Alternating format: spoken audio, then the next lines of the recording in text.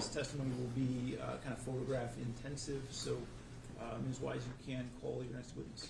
The people would call Dr. Patrick Cho.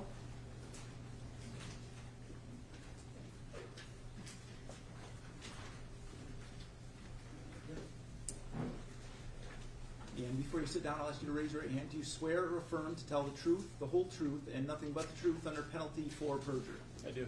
Okay, you can sit down.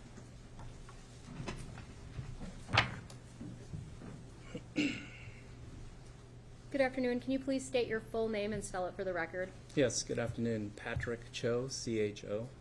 Okay. And what's your occupation?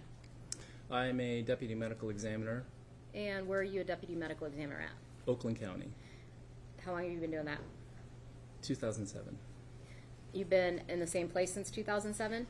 I've been at Oakland County on and off since 2007. I have been a contract medical examiner for Jackson County since then, and most recently Lenawee and Hillsdale County after Dr. Bader Casson passed away. But I also do cases in Bay, Midland, Tuscola, Iosco, and Aranac counties. Okay. And you've been a medical examiner since 2007, though. Is that accurate? Correct. Okay. Approximately how many autopsies do you think you've performed? Well over 6,000 at this point. Okay. Have any of those autopsies you performed been related to homicides? Yes. Okay.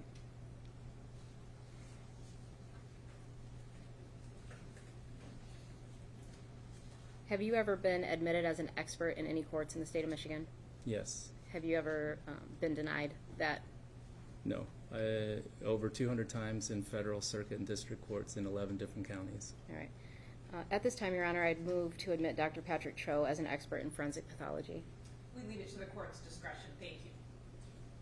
All right, I will so certify Dr. Cho.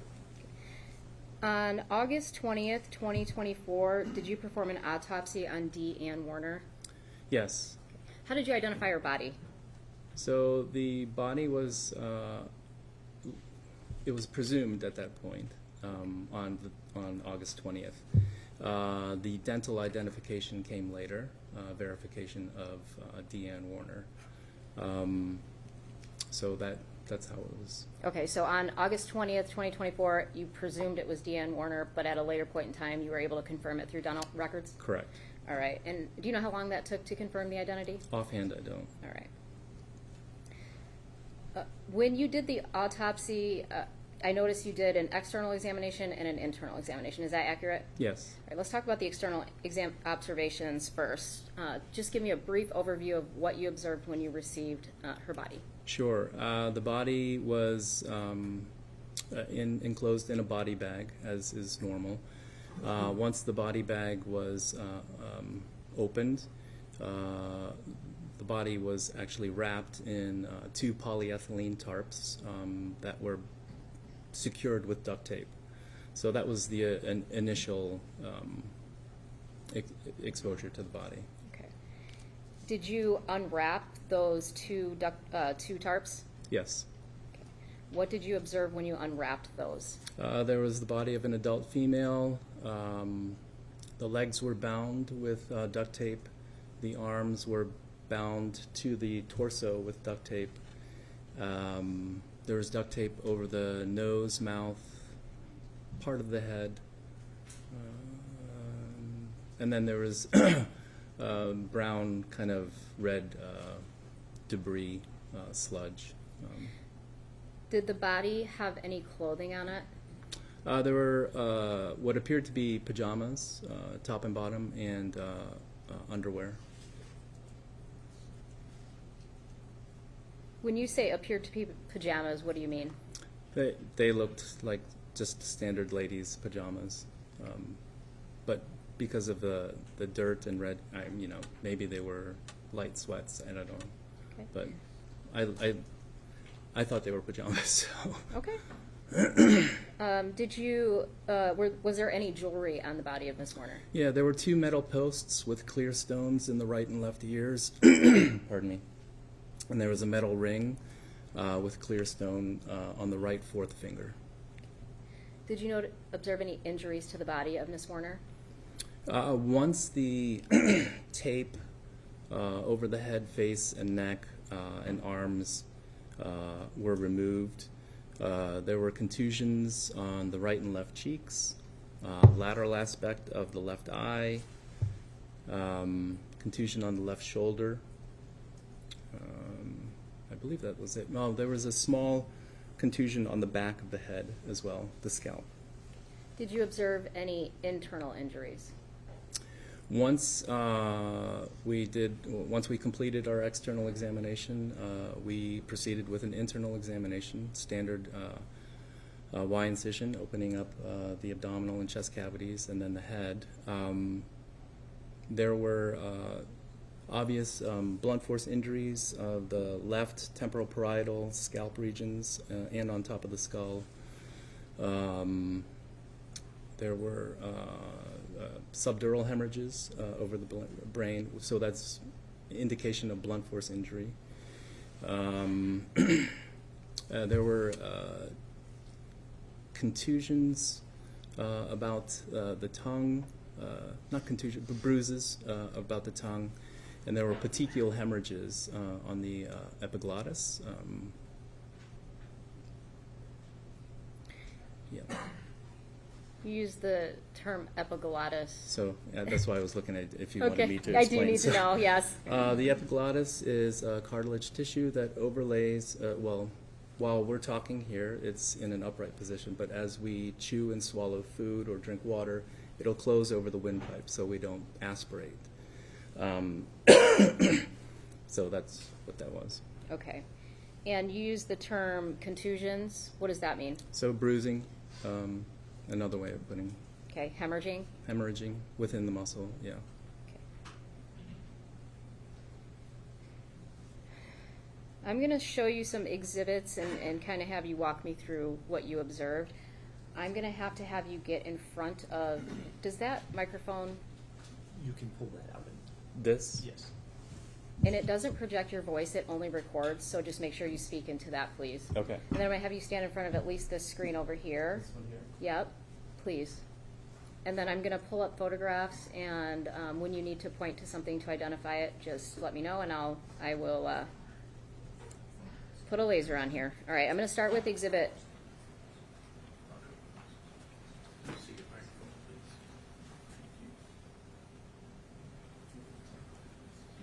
Sorry, I'll speak up. Speak real clear into it. Your Honor, Dr. Cho may need to move a little bit away, just so the, Here. yep, yep, thank you. I'm going to first start with exhibit 127. Do you see that? Yes. Okay, what is that? That's the body within the tarp as we received it with the duct tape. Okay, before you removed it? Correct. All right. Exhibit 128. That's with the tarp being removed from the body and the duct tape around the body. 129. Same thing. Okay. In this one, you can see the top half of her body as well. Yes. The head is here. Okay. 130. This is with the body bag, the tarp removed, and just the duct tape around the ankles and lower legs. 131. This is the head, the top of the head, and there's duct tape over the nose and the mouth here. 132. This is just with the duct tape removed. The teeth, I think prominence of the nose is here. 133. This is a cleaned up photo of the head once we've removed the bag and all of the debris. You can start to see some contusions around the right eye, left cheek.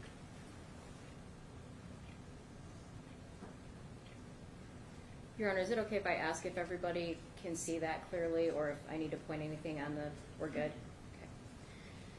Okay. Exhibit 134. This is just a same kind of area that's being photographed, but from the left side. So you can see better the contusions that are on the left side of the cheek and the lateral aspect of the left eye. Exhibit 135. Left shoulder, there's a contusion on the left shoulder. 136. Just a panned out shot of the shoulder and the head. 137. This is the back of the head, and there's an area of contusion that I was pointing to earlier on myself here.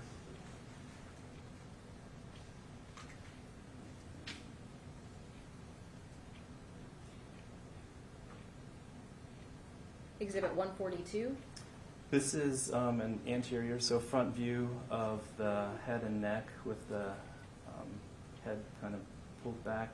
This area is a contusion and abrasion on the anterior part or front of the neck. Exhibit 144. This is the metal ring with clear stones I was talking about on the right fourth finger. And I'm sorry, I didn't hear you. Did you say on the right? Right. Right fourth hand, finger. okay. Pardon. Okay, no, it's okay. I'm going to move to the internal injuries. I'm going to have you look at Exhibit 138. So this is the top of the head with the scalp reflected back, and we're seeing the top of the skull. This area here is a contusion that's on the skull, so we call that a subgaleal contusion. This is on the undersurface of the scalp, so that's a subcutaneous contusion. More of the same on the back of the head as well.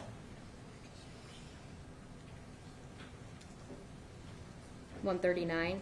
This is the right side of the head, showing very much the same thing. So on the surface of the skull, there's some contusion, and then on the undersurface of the scalp, there are contusions in that area.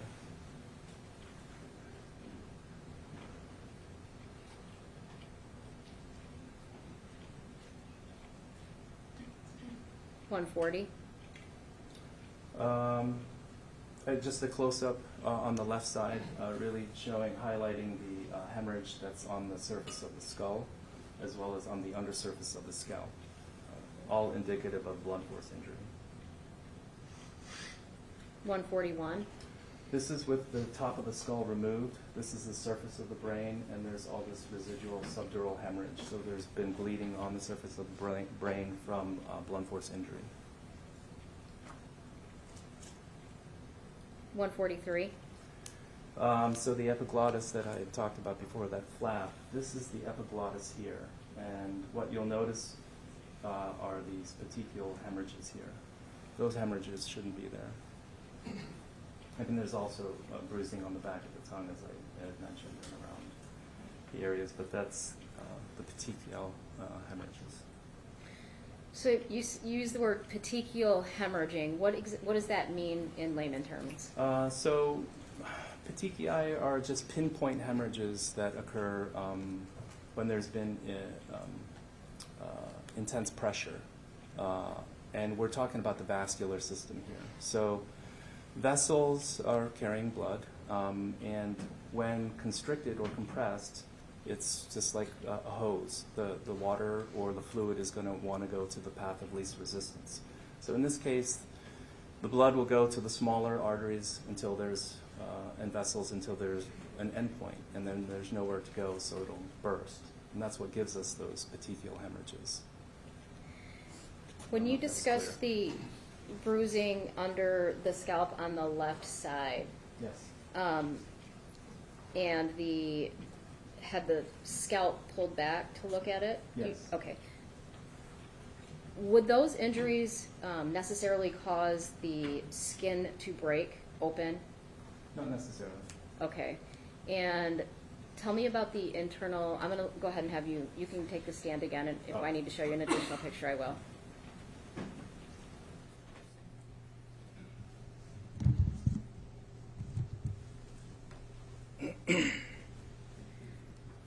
So the photograph of it's Exhibit 141, where the brain bleed that you described. How does that happen? Like, right? How is there a blood on the brain in between is it in between the skull and where is that located?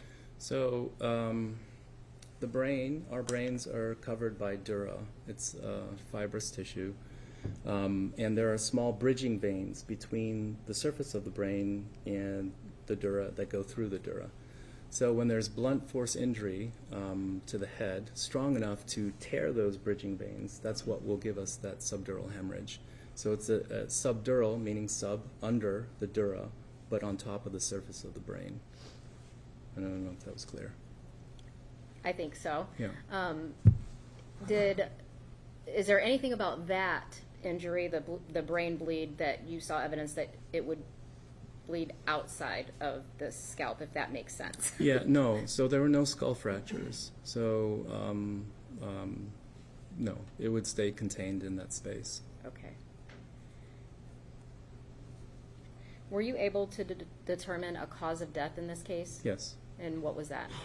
Strangulation and multiple blunt force injuries of head and face, I guess. Okay, so you came to two separate causes of death?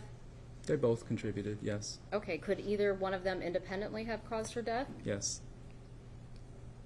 Were you able to determine the manner of death? Yes. And what was that? Homicide.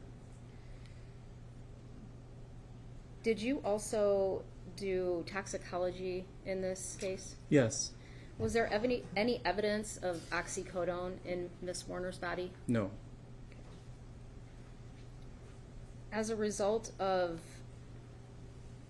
doing the autopsy on Miss Warner, are you required to sign a death certificate? The chief medical examiner signs the death certificate. Okay. I author a report. All right. And who is the chief medical examiner in Lenawee County? Dr. John Maino. M-A-I-N-O. Okay. Sorry. Yeah. And was, oh, thank you. Was one done in this case? Yes. Were you able to determine, well, let me ask you this. CSI, Law and Order, you know, they'd have you believe when you find a body, within 20 minutes, you know the exact date and the exact time of death. Is that how that works? No. Okay, can you explain that to me? How do you determine date of death? A lot of it's multifactorial. It's based on investigation, last known alive, body condition, all of that. Okay, and in this case, People's Exhibit 259, oh, you can't see that, can you? I can walk up. Should I go? No, I'm going to come to you.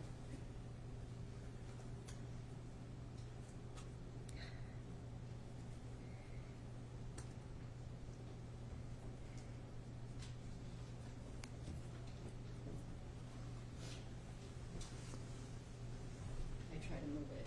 Mm-hmm. Oh, death certificate. Yes.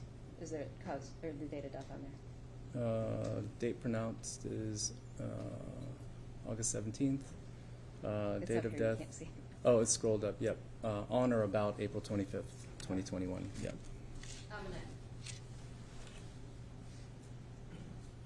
I'm going to ask you that again since I'm back here. Yep. So the date of death on the death certificate, Is on or about April 25th, 2021. was there anything about the condition of Miss Warner's body that made you believe she could not have died on or after April 25th, 2021? No. Okay. She looked a little bit, when I look at the pictures, you know, I'm kind of shocked to see the way her feet are bound, you know. She looks somewhat fairly well preserved. Can you tell me why that's not a concern for you?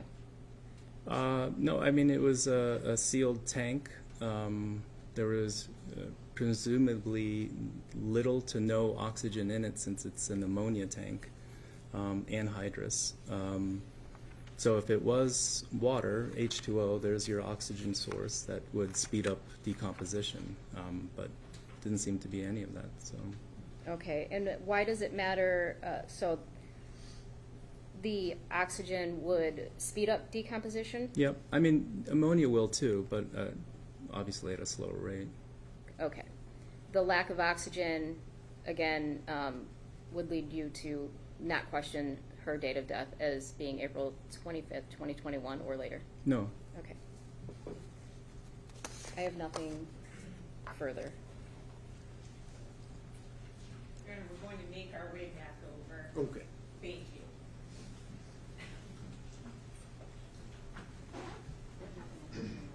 Yeah. There's nothing else.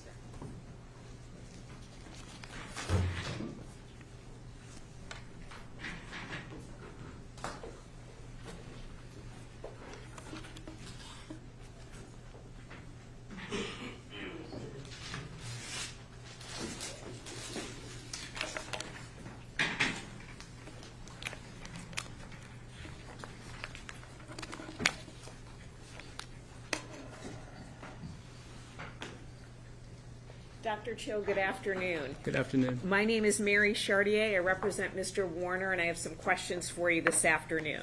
So I want to pick up where you left off, where you were talking about the date of death was on or about April 25th, 2021. And you said two things factor into that determination, an investigation and then the body condition. Is that accurate? Yeah. So the investigation entails what? Is it people telling you the last time I saw her was this day or this time? How does the investigation factor in? Sure. That information is presented to me usually by law enforcement. Last known alive, reporting as such. So we're not an investigative entity. So that's why we rely on outside sources. If someone hadn't told you that, if someone had not told you the last time that Ms. Warner was seen alive was roughly April 24th or April 25th, 2021, what would you have determined the date of death to be? I'm not sure I understand that. Sure. So let's imagine that this body was found. No one knows who she is. Right. Right. And so you don't have any law enforcement officer telling you anything about last time seen. I see. What would you determine the date of death to have been? Yeah, for me, I would have to say unknown. So the body condition of Ms. Warner, independent of the investigation, would not give you a date, a month, a year? No. Okay, thank you. So that was my question. And then you indicated in your analysis that the time of death was unknown. Is that accurate? Correct. And that's because you can't tell that by the body condition. Correct. And also that the place of death was unknown, correct? Correct. And that's because you can't tell that, again, based on your analysis and the body condition. Correct.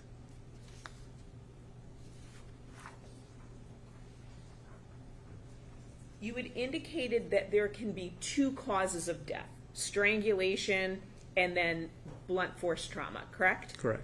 Can you tell what was the cause of death or both contributed to death? Both contributed. Both contributed. Yes. Now, with strangulation, there may be a loss of bodily fluids. Is that accurate? Possibly, yeah. And that would be, for instance, urine or bowels, correct? Correct. With blunt force injury, you indicated that the brain bleed would not cause external bleeding, correct? Or am I wrong about that? No, I think the question I was answering was, what I thought I was answering was, a subdural hemorrhage, would there necessarily be an external source of bleeding or bleeding from that? So, as I said, you can get a subdural hemorrhage without a skull fracture. So I'm not sure I'm answering your question. So that's okay. I will ask maybe a more particular question. With the injuries that you noted on Ms. Warner, could any of them have caused external bleeding? So can you specifically cite which injury you're referring to? Any injury on her body, any contusion, Sure. any injury. So any of the contusions that are visible, there could be external bleeding. And with the brain bleed, or the strangulation, is there any chance, for example, of bleeding from the nose, from the mouth, anything like that? I suppose it's possible.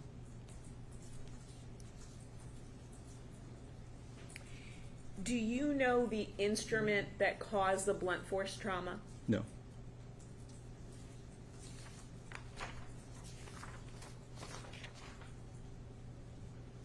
moving on to the body, when you examine the body, was there an odor emanating beyond what you would expect with body decomposition? Sure. And what was that? Ammonia. Was it overpowering? At times, yes. And that odor might sound like a basic question. That is not a natural odor that a person has when they pass away. That, you believe, was a chemical from inside the tank?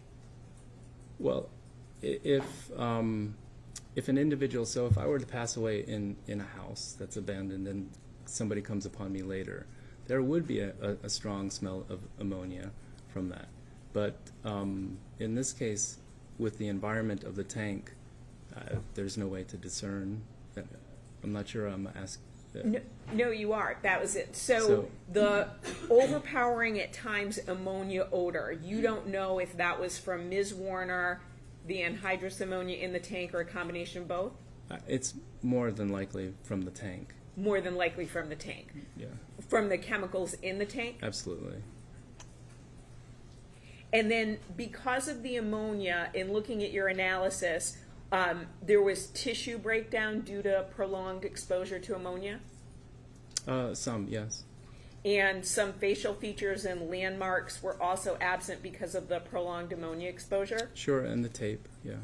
Do you know what does, are there studies about what prolonged ammonia exposure does to a body? Not that I know of. Not that I could find either. I didn't know if you knew any. No. And then we saw some red or brown mud-like substance. What was that? I don't know. I mean, I presume that it might be some dirt mixed with some fluids, but I don't know. But so the answer is you don't know. Setting aside your presumption, you do not know. Correct.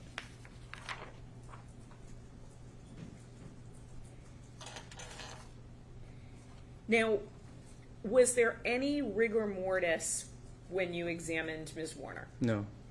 Talk to us about that. When does rigor mortis set in? Generally, after a couple of hours. It should be present under normal environmental conditions for up to, 24 hours. It'll start to break, and then will go away. What is rigor mortis?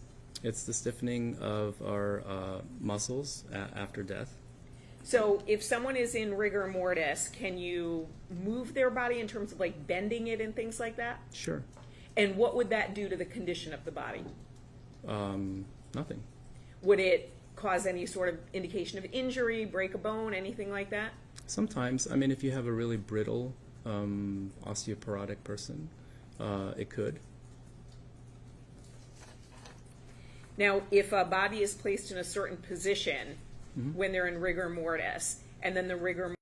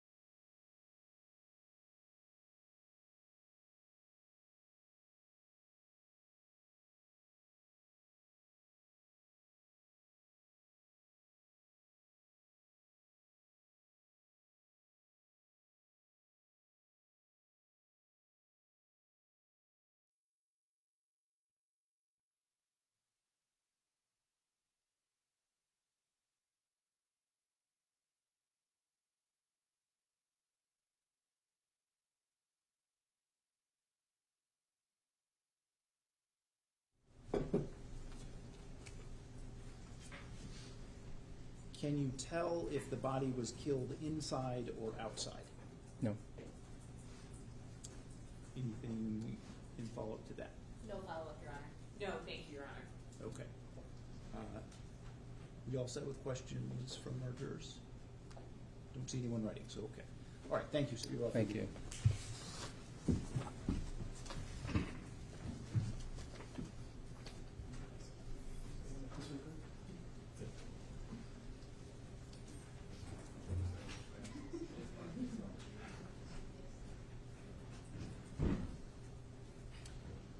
Okay, it is 4:15. I don't anticipate you want to start a new witness at this point. Is that it? No, Your Honor, thank you. All right, we will adjourn then to tomorrow morning at 9 a.m. I will say for the jury and for everyone else, there is a sentencing hearing tomorrow morning that I expect to take longer than normal. I'll ask you to be here at 9 a.m., but there might be a little bit of waiting in terms of getting that hearing completed, and we will get started as soon as we can. Okay, thank you for your time. Oh, yeah, it's right in front of me. still going to miss it. Oh, Lord. All right, so during the trial, do not read, listen to, or watch any news reports about the case. Under the law, the evidence that you consider to decide the case must meet certain standards. For example, witnesses must swear to tell the truth, and the lawyers must be able to cross-examine them. Because news reports do not have to meet these standards, they could give you incorrect or misleading information that might unfairly favor one side. So to be fair to both sides, please follow this instruction. Thank you very much, and we'll see you tomorrow morning.